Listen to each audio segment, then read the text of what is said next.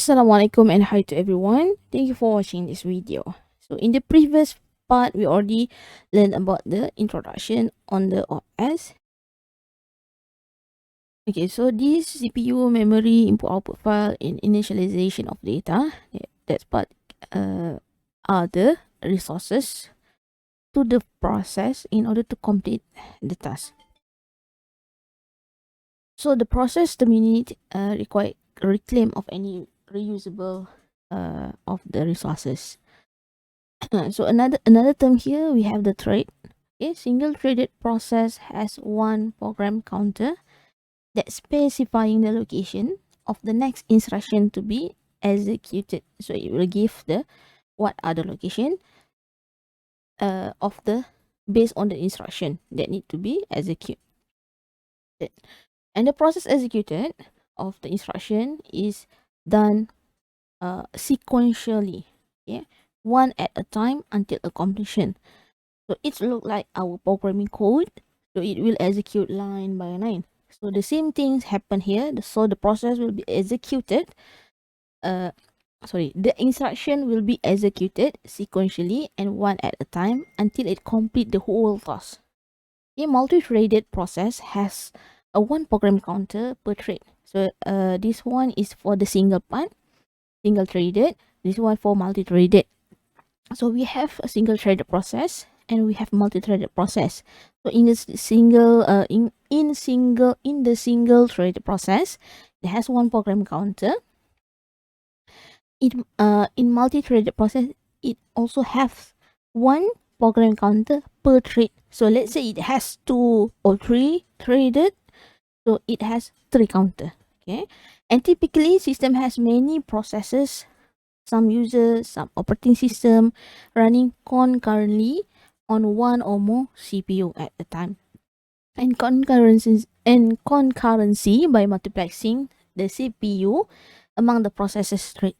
So multiplexing means we have many resources and we try to combine into one single line and then it will demultiplex later on.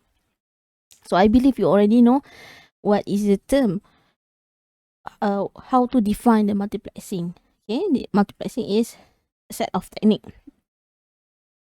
Okay, the next part we will go through for the process management activities.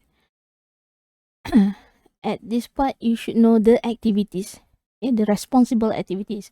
Okay, so the operating system is responsible for the following activities that connection in the process management. So the first part, it will creating and deleting both user and system processes. Second, it do the scheduling process, do the scheduling job and trade on the CPU, on the central processing unit. The third one, it will suspend and resuming the process means let's say we have one process running or executed. So the role, it is responsible to suspend or resume the process. One, providing mechanism for the process synchronization. And the fifth is providing the mechanism for the process communication. So this one is the process management activities. So under the process management, yeah, you should know that what is the process, what is the program, single threaded, multi-threaded, and then the main responsibility of the OS for this process management activities. Okay, the next part is about the memory management. Okay, in a computer system, it has storage. Storage has the memory to allocate addresses and store certain value. So to execute a program, it must be in the memory. Okay, to execute all or a part of the instruction of the program, it must be in the memory. So the memory based on the instruction, which memory that need to use. So memory become the resource. And all of the data that is needed by the program must be in memory too. Okay. If you learn about the computer organization or computer architecture, I believe that you already understood regarding the memory allocation on the CPU. Okay. And memory management determines what is the memory and when and when. So it means let's say we have memory A, B, and C. So the memory management will determine which memory, either memory A or memory B or memory C, to be used in order to store the data. Okay. Optimizing the CPU and utilization and the computer response to the user. Okay, this part is based on the management of the memory. So memory management activities, they will keep track on which part of the memory are currently being used and by whom. Okay, who are the one use that memory? Let's say we have A, B, C. So is it memory A being used by process A? Yeah. It will keep track on that part. Second, it will decide which process or part of it and data to move into and out of memory. Move into, move in, and move out. So the memory management will decide which process that need to be moved in into memory A and move out from memory A. Okay. And the third one, allocating and deallocating memory space as needed based on the activities inside the computer system. Okay, the next part that related to the process management is about the file system management. Okay, in a computer system, we have file, multiple file. So how we manage how the computer itself manage the file. So OS provide the uniform, the logical view of information storage. It provide that logical view of the information storage. To abstract the physical properties to the logical storage units is a file. So each medium is controlled by the device. So example, it can control by the disk drive, the tape drive. So what kind of drive that will control each medium. So varying properties include access speed, capacity, the data transfer rate, okay, the data transfer rate, and the access method. Okay, sequential or random. This one is the access method to the file. Okay, file usually organized into directory. Okay, you already use the computer and you see that we have the folder, and the folder we can reach to the file, just like addressing to reach the file. So it's is organized into a directories. So from that directories we can identify which file. Okay, and then access control on most system to determine who can access and what can access. This one is the restriction of the file. This file only for user A, this file only for user B, this file for administrator. Okay, and then OS activities include in the file management system creating, deleting the file and the directories of the file, and then primitive to manipulate the file and directories, and then mapping the file into a secondary storage when you send your file to another external drive and so on, and backup the file. Okay, so these part are the activities that involve the OS responsible for those activities. Okay, the next part is the mass storage management. So usually this used to store the data and does not fit in main memory of the data must be kept for a long period of time. So proper management is of central importance, means it is important to have the proper management for this kind of situation. An entire speed of computer operation hangs on the disk subsystem and its algorithm. So the operating system responsible for that activity on the mounting and unmounting the data, free space management of the memory, storage allocation, descheduling, partition, protection. Okay, these are reflects to the operating system activities in the means storage management. Okay, the next part we have cache management. I believe all the terms that being discussed here already known by you. cache management. If you look at your phone, mobile phone, or your computer, your laptop, or your desktop, you can have this part, cache. Okay. So important principle perform at many level in the computer, in the hardware, operating system, and software. So we have the cache management. When we talk about the computer, it can be anything that related to computer system. It's not only your PC or your laptop. Okay, information is used copied from the slower to the fast storage in temporary file. Okay, if you look at your PC, you can find the temporary file and faster storage, which is cache. Check first to determine if the information is there. Okay, if it is, so information used directly from the cache, which is more fast compared to the real location. And if not, so the data copied to the cache and used there.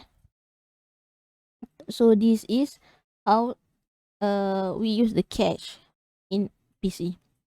So cache is smaller than the storage, being cache. Okay, cache management important design problem.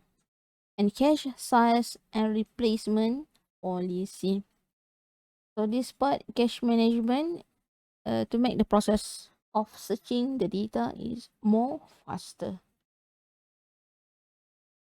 So this one is characteristic of various type of storage in your computer. Okay, it can be categorized into several level. Okay, in this part, the movement between level of the storage hierarchy can be explicit or implicit. So we have level 1, level 2, level 3, level 4, and level 5. And we have name registers, cache, main memory, solid state disk, magnetic disk. So this type of this type of memory. Yeah. What is the register? What is cache? How the process of arithmetic calculation being done in the memory. Okay, some example. So these are the size. So at level 1 have smaller size compared to the level 5. Okay, this one is the technology. Okay, for register it uses custom memory with multiple port CMOS. Okay, for cache it use on chip or off chip using the SRAM. And then for level 3, for the main memory, we use the CMOS and SRAM. For level 4, we use the flash memory, and this one magnetic disk. This one is type of disk to store the data. And then the access time for each storage also different. Okay, you can see this. The bandwidth also different. Okay, and then the management of each storage. Okay, let's say for the register is managed by the compiler, cache by the hardware. It depends on the hardware. Okay, main memory is based on the operating system. This flash also operating system, and magnetic disk also operating system. Okay, and back by this one is back by cache backup, and this main memory, this, and this all tape. So these are the characteristic of various type of storage. In maybe right now we only have at level 5, but in the future we does not know. Okay. Okay. Next thing is about the how the migration of data A from this to a register. Okay, multitasking environment must be careful to use the most recent value, no matter where it is stored in the storage hierarchy. Storage hierarchy is this part. Okay, this one is migration of the data. So magnetic disk, data A to memory to cache to hardware. It can change the data. We can change the data storage. Okay, multiprocessor environment will provide the cache coherency in the hardware, such as all CPU to have the most recent value in their cache. And distributed environment situation even more complex in order to explain this kind of activity or process. So several copies of the datum can exist. Datum is a data System is the data. But when we go more on the um, memory processor, we learn about the microprocessor. So we have datum is the terms that we the terms that we the terms that we use in order to mention about the data, numbers of data. Okay, and then various solution covered later on in the next chapter. So this one is just introduction part. Basically, whatever you learn in the introduction part, you will learn details on the next chapter. Okay, and then we also have the input and output system management. But later on in the next chapter, you will focusing on the input and output part. Okay, one purpose of the OS is to hide the peculiarities peculiarities of the hardware devices from the users. So this one is one of the responsible of the operating system. Okay, the input output subsystem responsible for the memory management is referred to input and output, including the buffering, storing the data temporarily while it's being transferred. Let's say you want to print something you have in your PC and you transfer it to your printer. Actually, that memory being temporarily stored in your printer before it prints. Okay, something like that. Because we have the input and output, so it's become the output from one PC to another device. And then general device driver interface and driver for the specific hardware devices. Okay, this is, okay, let's say you want to install something, a hardware or printer, you need to install the drivers of that hardware. So this try to explain about the input output system management. Yeah.